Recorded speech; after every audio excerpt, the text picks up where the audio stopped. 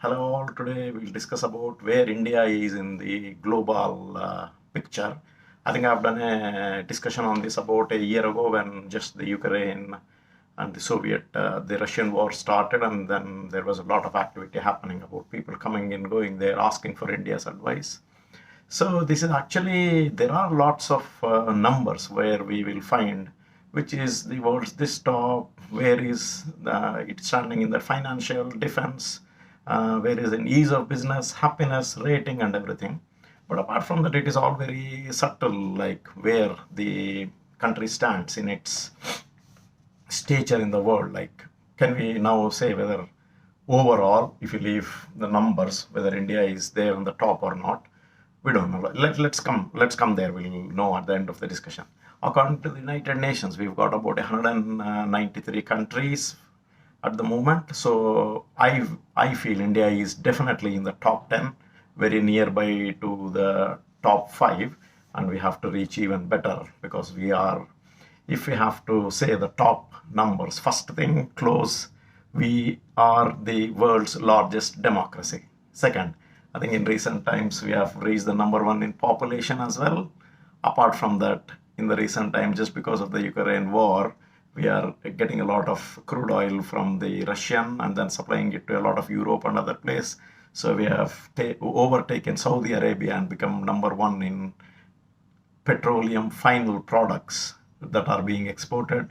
We were or close to being top in the software, and for a long time we've been top in jewelry, diamonds, and then all sorts of vaccines and generic medicines. So these are all the number one. And recently, I think we've got almost there, or number two in sugar, export of sugar as well. So those are all the top number one where we are. And where India is ranked number two in the world is the most recent is the number of mobile phone users and the number of mobile phones manufactured. And apart from that, the more important things are we are number two in the heads in the army, or as in persons in the army. I think the Americans are about 20 lakh as in persons. In India, we are 14. China is 20. We are 14 lakhs as in personal, and the America is about 13 lakhs in all personal ways. I'm not discussing about the missiles or the arms ammunition. It is the head count, right?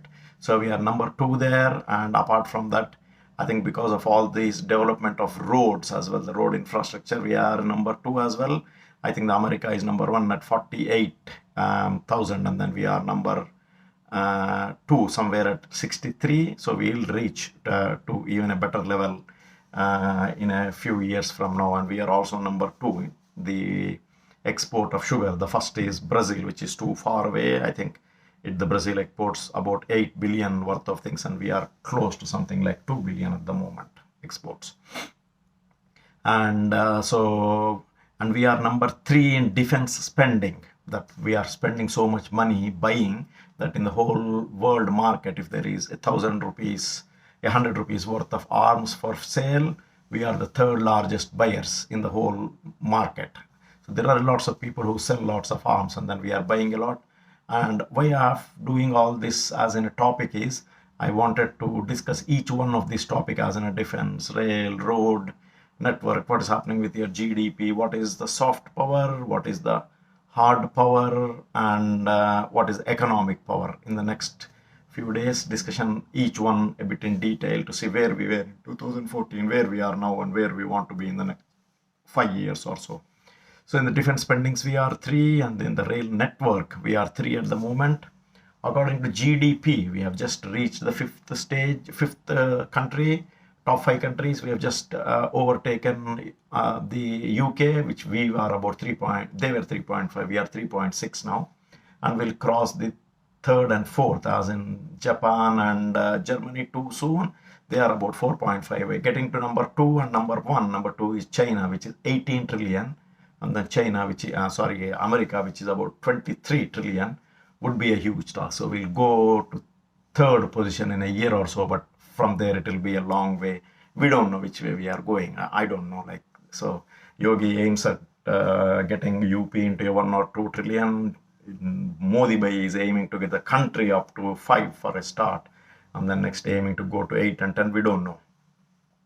So we are ranked sixth by receiving foreign direct investment. That's a very, very complicated calculation, because we invest our funds as in other countries. That's our funds going out, funds coming in from America, Europe, and everything. So the foreign direct investment, we are ranked sixth in the world. And so we will leave this all in ranking numbers, and then we'll come to something called a soft power. The soft power of a country is based on how much pressure or acumen we have got at our foreign relations, as in our foreign minister having good touch, people listening to him. And apart from that, in recent times, for India, there has been an added benefit, like there are at least three almost head or deputy heads of states who are of Indian origin, as in Rishi Sunak, the Prime Minister of the UK, Irish Prime Minister, who is someone from Bombay, and his name is Leo Varadkar. And I think the American Vice President is, as we all know, is of Indian origin. We don't know. We should not discuss a lot more about that. So that's about a bit of a soft power.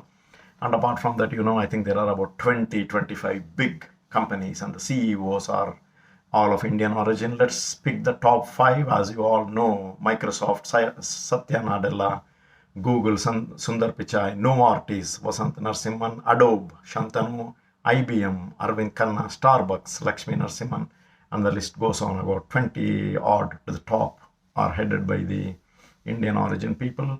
And apart from this, there are more, and a lot of it depends on how we are aiming to do all this. At the current moment, there is this Shanghai Corporation organization meeting happening. But apart from that, the main soft power that India needs to get through to is the UN Security Council permanent seat. There are 5 members at the moment. India should have got it. India, immediately after independence, our first Prime Minister offered it to China, and China is now stopping us from getting in there, even though the 4 other security permanent members and a lot, about 150 of the other members want us, as in India, to be there balancing and be a 6th or a permanent member of the Security Council. Apart from that, we continue to hear about this G7, G20, and then there is this BRICS Quad. So the BRICS are the Brazil, Russia, India, China, where we have formed an economic group. But again, China is there to arm twist, so I don't think it is heading anywhere. And then we've got this Quad to counter China, as in Australia, India, and America, Japan have got together to make sure that the Pacific and the Indian Ocean is safe from China. And G20 we've just taken over recently, and we'll be the president. India will be, as in Prime Minister Modi will be the president of G20. That's good going soft power. We can dictate whatever we want to meetings and everything for a year now. And then the Shanghai Corporation Organization, SCO, is actually an intergovernment organization, and it's got about 8 members, including India, China, Pakistan, and I think Iran is the 9th member. We got about another 6 or 7 who want to join or being observers. They actually wanted to do a lot of economic defense and every cooperation, but I don't know whether it is happening or not. But we are slowly getting up there. And we also forgot, when Rajiv Gandhi was there, just for a lot of optics, we had this something called SARC, and which never took off, and nothing happened from there actually. So that is what we are, like soft power.